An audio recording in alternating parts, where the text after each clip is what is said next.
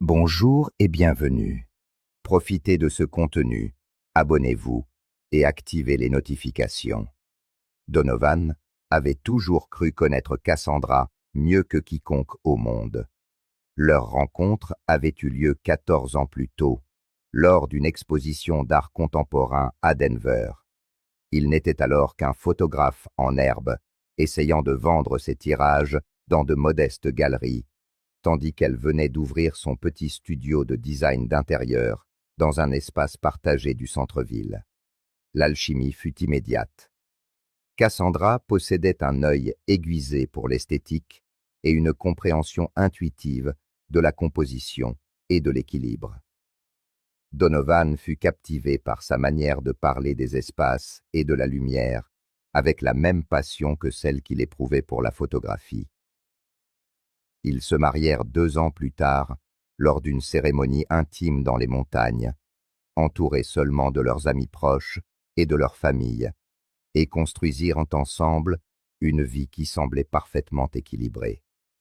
Ils firent le choix conscient de ne pas avoir d'enfants, une décision qui leur permit de s'investir pleinement dans leur carrière créative. Au fil des ans, Donovan prospéra, se spécialisant dans la photographie de mariage haut de gamme et d'événements d'entreprise, tandis que Cassandra développait son studio et commençait à servir une clientèle aisée dans toute la région de Denver. Leur routine était confortable, rythmée par des dîners tardifs où ils partageaient les victoires et les frustrations de la journée, des week-ends à explorer les sentiers des Rocheuses et des voyages occasionnels pour des conférences et des festivals d'art.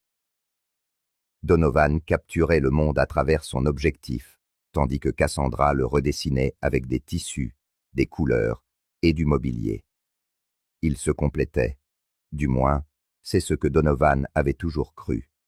Mais au cours des 6 derniers mois, quelque chose avait changé. Cassandra se mit à travailler plus tard, s'enfermant souvent dans son bureau à la maison, sous prétexte de finaliser des projets complexes. Elle déclinait les invitations de Donovan dans les restaurants qu'ils aimaient autrefois, invoquant la fatigue. Les voyages en solo pour de prétendues conférences de design devinrent plus fréquents, toujours dans des villes différentes, avec des itinéraires si vagues que Donovan ne parvenait jamais à en vérifier l'existence en ligne lorsqu'il essayait, par curiosité.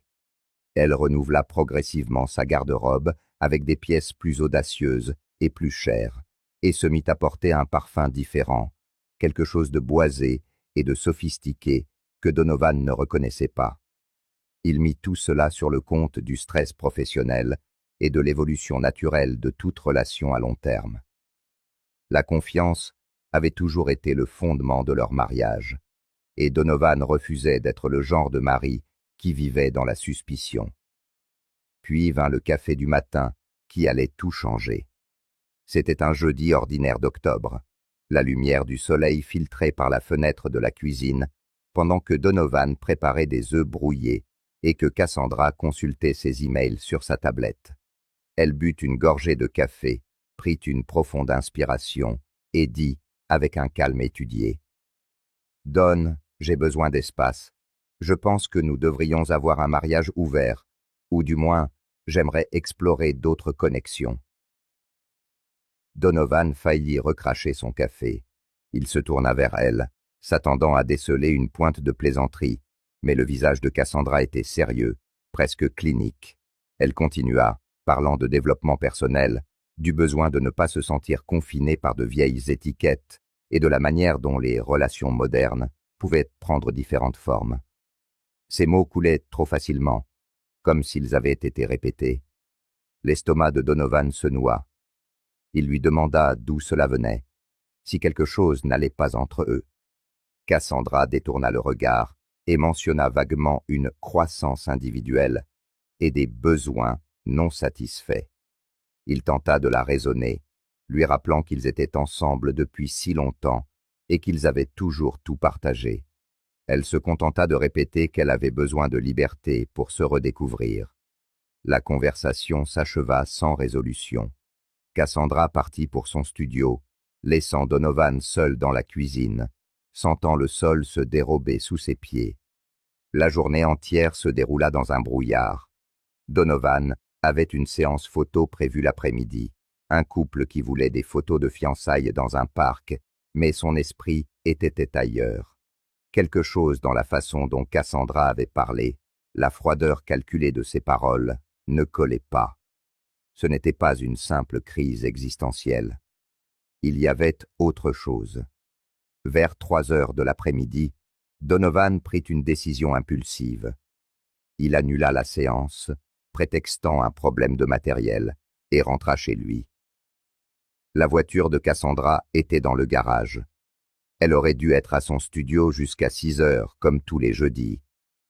Le cœur de Donovan s'emballa. Il entra silencieusement et entendit des voix étouffées venant de l'étage. Ce n'était pas la télévision. C'étaient de vraies voix. L'une, grave et masculine, mêlée à des rires discrets. Donovan monta lentement les escaliers, chaque marche plus lourde que la précédente.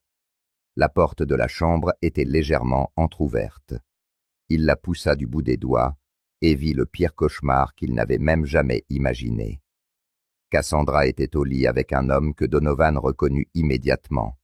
Blake Morrison, un riche homme d'affaires qui avait engagé son studio 6 mois plus tôt pour rénover un manoir en périphérie de Denver. Donovan s'en souvenait, car Cassandra avait mentionné le projet à plusieurs reprises, enthousiasmée par le budget généreux et la liberté de création. Ce qu'elle n'avait pas mentionné, c'étaient les rencontres secrètes. Ils se figèrent en voyant Donovan sur le seuil. Cassandra remonta le drap dans un geste futile, les yeux écarquillés de panique. Blake, un homme d'une 40aine d'années aux cheveux poivre et seul et à la mâchoire carrée, commença frénétiquement à se rhabiller. Donovan, qui portait encore son appareil photo professionnel autour du cou par habitude, laissa l'instinct prendre le dessus. Il leva son appareil et prit 3 clichés rapides. Les déclics de l'obturateur résonnèrent dans le silence tendu comme une sentence. Blake marmonna quelque chose d'inintelligible, finit de s'habiller et sortit de la pièce en courant, manquant de trébucher dans les escaliers. La porte d'entrée claqua quelques secondes plus tard. Cassandra tenta de parler, la voix tremblante. « Don, je peux tout expliquer. Ce n'est pas ce que… » Il la coupa, d'une voix étrangement calme. « Tu voulais de la liberté? Félicitations, tu viens de l'obtenir. Joyeux anniversaire en avance. » Donovan quitta la pièce, ignorant les supplications de Cassandra, et se rendit directement dans son bureau. Il connecta l'appareil à son ordinateur, transféra les photos et envoya des copies sur son cloud personnel et sa boîte mail. Une preuve documentée, datée, irréfutable. Puis il décrocha le téléphone et appela James Cardwell, un avocat spécialisé en divorce dont il avait photographié le mariage 2 ans plus tôt. James répondit à la 3e sonnerie. Donovan lui exposa la situation en phrases courtes et dénuées d'émotion. James lui conseilla de ne rien faire d'irréfléchi et lui proposa de se rencontrer le lendemain matin pour discuter des prochaines étapes. Donovan le remercia et raccrocha. Il remonta à l'étage, attrapa une valise et commença à y jeter des vêtements. Cassandra apparut sur le seuil, désormais habillée, le mascara coulant sur son visage. « Don, s'il te plaît, il faut qu'on parle. C'était une erreur, un moment de faiblesse. Je ne sais même pas ce qui m'a pris. » Donovan ne la regarda pas. « Un moment de faiblesse? Cassandra, tu as demandé un mariage ouvert ce matin. Ce n'était pas spontané. Tu préparais le terrain. » Elle tenta de nier, mais sa voix se brisa. Donovan ferma la valise et se tourna vers elle. « Depuis combien de temps? » Silence. « Depuis combien de temps, Cassandra ?» Elle baissa les yeux. « Quelques mois. » La confirmation fut plus douloureuse que de la surprendre en flagrant délit. Donovan secoua la tête et quitta la pièce. Il passa la nuit dans un hôtel du centre-ville, incapable de dormir, son esprit rejouant chaque instant des derniers mois. chaque voyage, chaque réunion tardive, chaque excuse. Tout s'emboîtait désormais avec une clarté cruelle. Le lendemain matin, il retrouva James dans un café tranquille. L'avocat alla droit au but. Les photos constituaient une preuve solide. Comme il n'y avait pas d'enfant et que les biens étaient en commun, la procédure serait relativement simple, bien qu'éprouvante sur le plan émotionnel. James conseilla à Donovan d'éviter les confrontations inutiles et de laisser la loi faire son travail. Donovan acquiesça, mais il avait une idée qui ne le quittait pas. L'anniversaire de Cassandra était dans une semaine exactement. Il voulait que cette date soit inoubliable. Dans les jours qui suivirent, Cassandra envoya des dizaines de messages, le suppliant de parler, affirmant que Blake ne signifiait rien, qu'elle avait été séduite, qu'elle traversait une crise et avait commis une terrible erreur. Donovan ne répondit à aucun.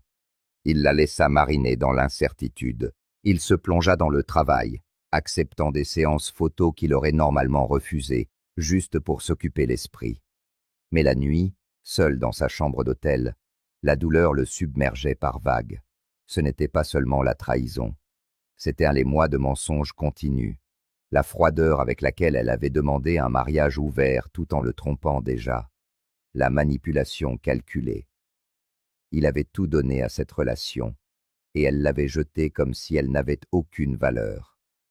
La colère et la tristesse se succédaient, mais lentement, la colère l'emporta. Il méritait mieux. Il méritait la vérité, le respect et la chance de clore ce chapitre d'une manière qui ne laisserait aucun doute sur le fait qu'il n'était pas en tort. James agit rapidement. La demande de divorce fut prête en 4 jours, citant l'adultère prouvé par des preuves photographiques. Donovan engagea également un détective privé pour creuser davantage. Ce qu'il découvrit fut encore pire. Des emails entre Cassandra et Blake montraient que leur liaison avait commencé dès le 2e mois du projet du manoir, près de 6 mois plus tôt. Il y avait des messages romantiques, des photos échangées, et même de vagues projets de construire quelque chose ensemble à l'avenir. Donovan apprit que Blake avait divorcé 2 fois, était connu pour fréquenter des femmes plus jeunes, et avait une réputation douteuse dans les cercles d'affaires de Denver. Cassandra s'était entichée d'un homme qui collectionnait les conquêtes comme des trophées. Donovan rassembla tout, organisa les preuves dans un dossier détaillé et le remit à James. L'avocat siffla doucement en parcourant les documents.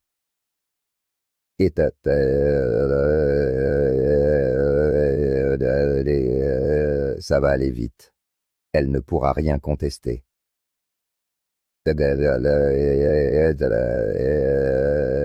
L'anniversaire de Cassandra tombait un jeudi, exactement 1 semaine après la découverte. Donovan planifia tout méticuleusement. Il l'appela la veille au soir, la première fois qu'il lui parlait depuis qu'il avait quitté la maison. Elle répondit à la première sonnerie, la voix anxieuse. « Don, tu as répondu. Merci. J'étais si inquiète. Il la coupa. « Cass, je veux qu'on parle. Demain, pour ton anniversaire. On pourrait déjeuner à la maison, juste nous deux. Peut-être qu'on peut régler ça comme des adultes. » Elle accepta immédiatement, l'espoir évident dans sa voix. Donovan raccrocha et termina ses préparatifs. Le matin de son anniversaire, il retourna à la maison. Cassandra était dans le salon, visiblement nerveuse, portant une robe bleue qu'il avait toujours aimée. Elle avait préparé une salade légère et mis la table avec soin. Elle essaya de sourire en le voyant. « Salut. Merci d'être venu. Je sais que la situation est horrible, mais je crois toujours qu'on peut... » Donovan leva une main pour la faire taire. « Avant toute chose, je t'ai apporté quelque chose, un cadeau d'anniversaire. » Il sortit une enveloppe Kraft de son sac à dos et la posa sur la table. Cassandra regarda l'enveloppe, puis lui, confuse.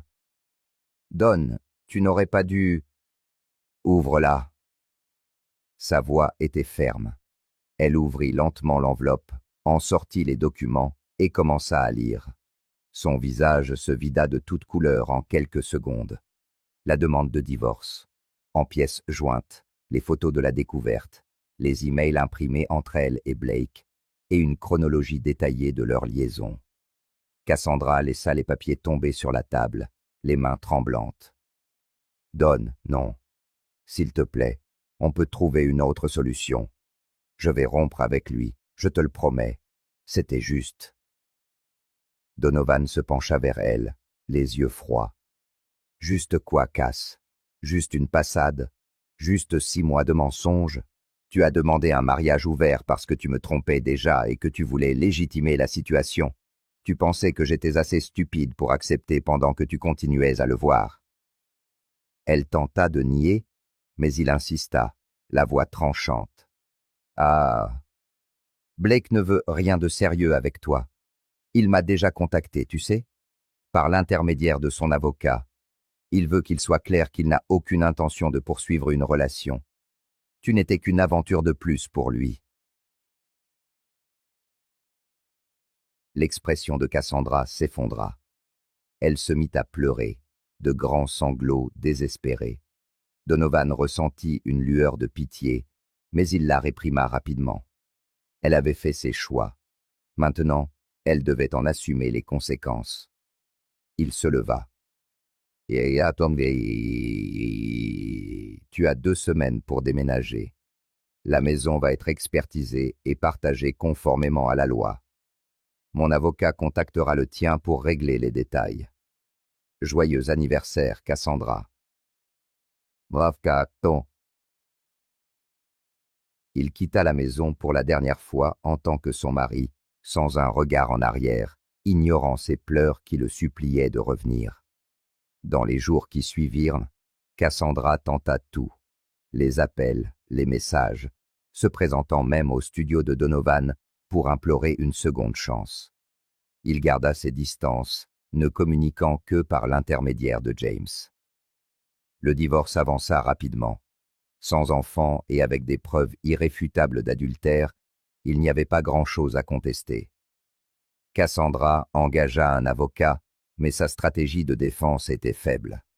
Elle proposa de renoncer à une partie des biens pour accélérer les choses, désespérée de mettre fin au scandale qui commençait à se répandre. Car le scandale se répandit. Blake, craignant que sa réputation ne soit ternie par son association avec une designer mariée, commença à insinuer dans les cercles d'affaires de Denver que Cassandra mélangeait de manière contraire à l'éthique affaires et plaisirs. Les rumeurs allèrent vite. Ses clients commencèrent à remettre en question son professionnalisme. 2 contrats majeurs furent annulés. Le projet du manoir de Blake fut brusquement confié à un autre designer, sans explication officielle. Cassandra vit son entreprise, bâtie sur plus d'1 décennie, commencer à s'effondrer. Elle tenta de limiter les dégâts, mais la tâche était indélébile. Denver, bien qu'étant une grande ville, possédait des cercles sociaux très fermés, surtout parmi l'élite qui engageait des architectes d'intérieur. La réputation était tout, et la sienne était ruinée. Donovan, de son côté, garda son nom intact. Il observa un silence public, refusant de commenter le divorce quand on le lui demandait. Mais en privé, parmi les amis proches qui connaissaient la vérité, le soutien était unanime. Il était le mari bafoué qui avait agi avec dignité. Le divorce fut finalisé 3 mois après la découverte. La maison fut vendue, les biens partagés. Cassandra obtint moins qu'elle ne l'espérait, mais signa tout sans protester, émotionnellement épuisée. Donovan prit sa part, remboursa leurs dettes communes, et il lui resta une somme considérable. Il décida de faire quelque chose qu'il avait toujours reporté. Voyager. Il acheta un aller simple pour l'Europe sans plan fixe, juste son appareil photo, quelques vêtements et sa liberté nouvellement acquise. Il passa 1 mois en Italie à photographier les ruines romaines et les villages toscanes. Un autre mois en France, capturant la lumière dorée des fins d'après-midi dans les champs de lavande. À Barcelone, il rencontra d'autres photographes lors d'une exposition collective et pour la première fois depuis des mois, sentit qu'il commençait à guérir. L'art devint une thérapie.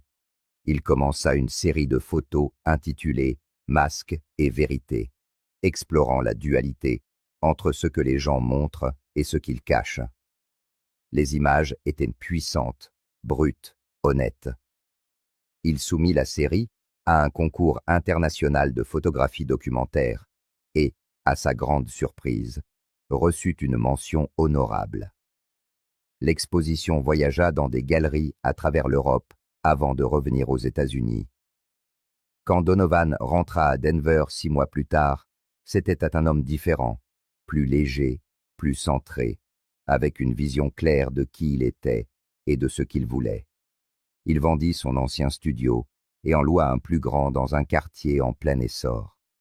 Sa carrière décolla. La reconnaissance obtenue grâce à sa série photo lui amena de nouveaux clients, des projets plus intéressants et des invitations à des conférences. Il était occupé, épanoui et pour la première fois depuis longtemps, véritablement heureux.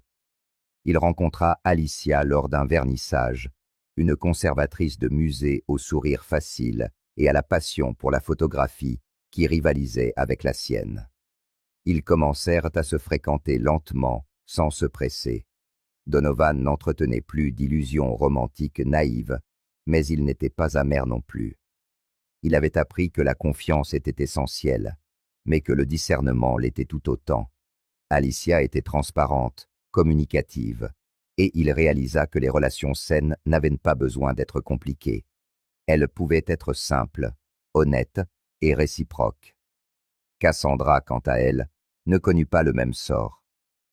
Son studio ferma 1 an après le divorce.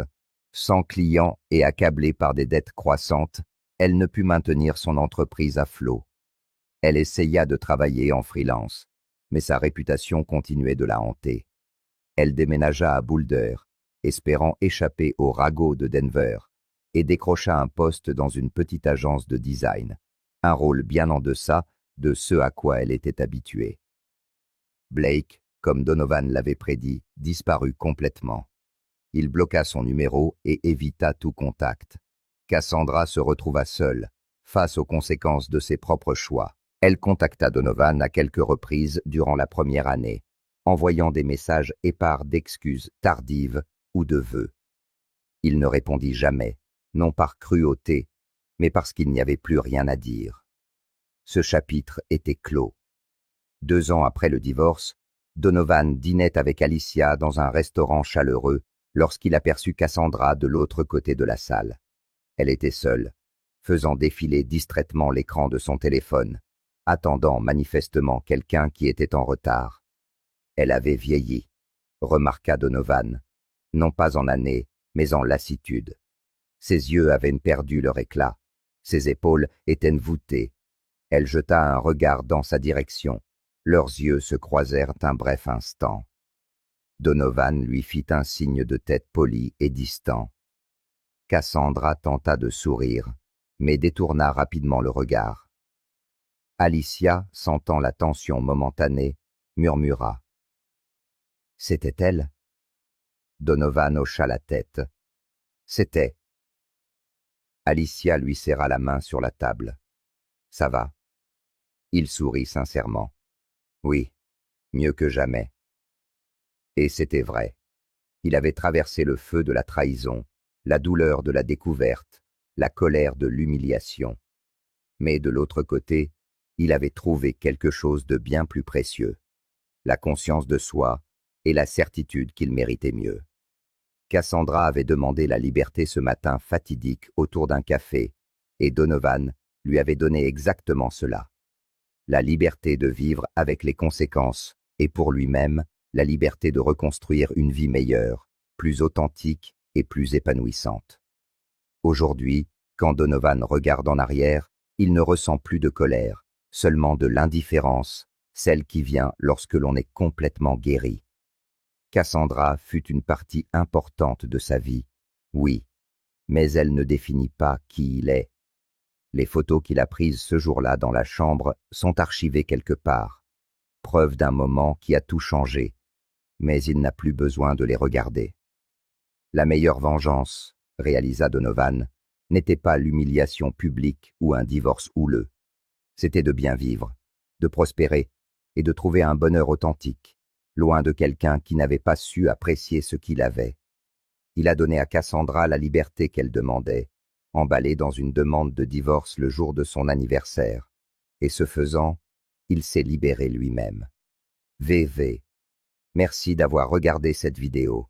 Si elle vous a plu, n'oubliez pas de vous abonner à la chaîne et d'activer les notifications pour ne manquer aucune nouveauté.